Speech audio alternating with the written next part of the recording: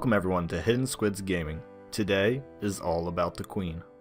The sections I'll be reviewing today are below. Overview of the game, what you do, style, story, options, replayability, music, and my overall opinion. Section 1. Overview of the game. Long Live the Queen starts you off as the protagonist, who is a 14-year-old girl named Elodie who just lost her mother. I will not go into too much detail since a part of the game is finding out what happened to your mother. However, the game is straightforward with her death and that you are next in line to become the Queen once you are 15. 15 is the legal age of being an adult in the game's world. You have 40 weeks to improve your skills, make decisions, fend off child predators, and pray that you will make it to the end. Oh yeah, you can die in this game, in case you thought this was some type of cakewalk. Section 2. What you do. I've alluded to this already, but you make decisions weekly and increase your skills as you go along. There are morning classes and afternoon classes, and the order can affect your ability to continue. You also have a mood that affects how well you learn certain topics, so depending on how you feel, will affect the direction in which you go. Decisions and activities will influence your mood, so you must choose wisely if plotting for a certain outcome at the end of the week. Obviously, during these 40 weeks, you will face many challenges varying in size, meaningfulness, and difficulty. From having economic smarts to being a well-trained warrior will affect your decisions and ability to act throughout the game. Section 3. Gameplay style.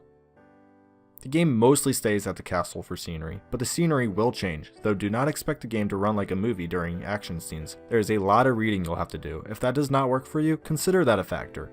However, let me defend the game. As much reading as there is, it is broken up well and the dialogue is entertaining to my opinion. Also, you have to plan, thus you are invested in the dialogue and you feel like you are guiding or truly reacting to the situation at hand. The game does not pigeonhole you too easily. However, like most games, with decision affecting your outcomes, a single decision long ago can spell your doom. This may be frustrating, however the game is not long and a replay is not out of the question. These may irritate you at moments because you may wonder why knowing anything about falcons or dogs could have saved you there. Trust me, the game cleverly puts in many ways to solve situations, which is a good thing. You will not be able to do a large majority of your skill checks because it is impossible with the amount of weeks given to you. I have played through a game a decent amount of times and my endings and actions are always noticeably different.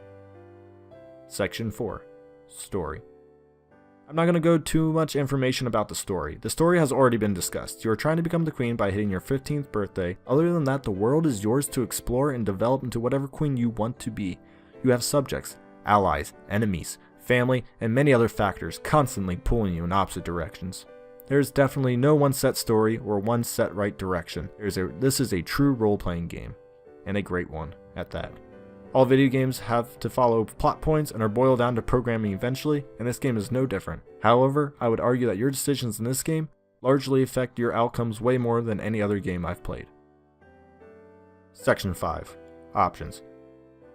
I know I've mentioned this so much already, but options and more options is what this game will give you. Sometimes so many options you pick ones that limit you on purpose or you freeze and panic, thus picking poorly, resulting in another limiting option. You have plot options, activity options, dialogue options, class options, clothing options. The thing is they all blend together and matter. I would argue this game lets you do most things you want to do if you plan for them and actively work towards them. Obviously only so many things can be programmed into a single game and still have what I call quality results. I believe this game gives more than enough for the justification of $10 USD.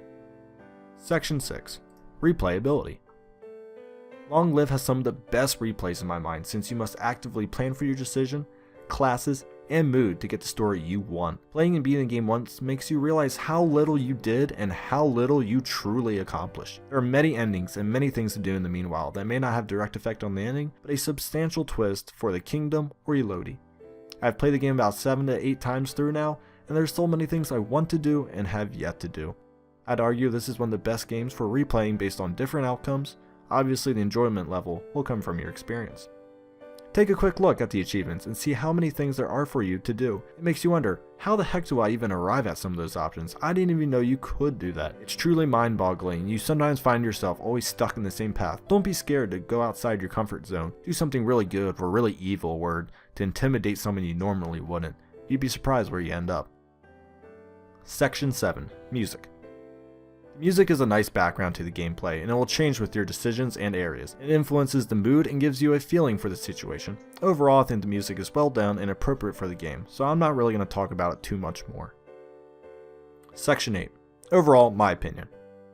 Overall, this game is great for laughs, role-playing, strategizing, plotting, panicking, and it is amusing to watch your friends play if they have never played before. Everyone is so different in the options they pick and classes they choose that you never dreamed of pursuing or even imagined possible. It is only single player, but the possibility to play with a friend is there. Both of you could make decisions where one handles the classes and the other makes decisions for this weird playoff of each other. Going back to just the core game, it is great. The art is what I would call cute and somewhat childish. There are no voice actors, as I said before, so there may be a lot of reading you'll need to be able to pick up from subtle cues and sarcasm. There are some nice jokes in there if you read carefully, and the game picks up speed extremely well in the last 20 weeks in my opinion. So no week is more important than the last, except for the last couple of weeks depending on the choices you made, but usually they go right up to the bitter end. I would highly recommend this game on or off sale, and there's plenty of content out there to help you if you're stuck. If you want an achievement, check out the Steam community. They post a lot of walkthroughs and I'll be using a couple in my videos coming up. Also, you can save at any point in the game. If you think this week's going to be a big one, save and make sure you get the result you want. However, this is no guarantee that you will actually get the result you want, so you may want to save every 3 to 4 weeks. You get up to 8 slots, which makes it nice. In the end, we hope to chant the words, "Long live the Queen! Long live the Queen! Long live the Queen!" Thanks for watching. Be sure to click the like button and subscribe button below. Also, leave your favorite memory or moment in Long Live the Queen.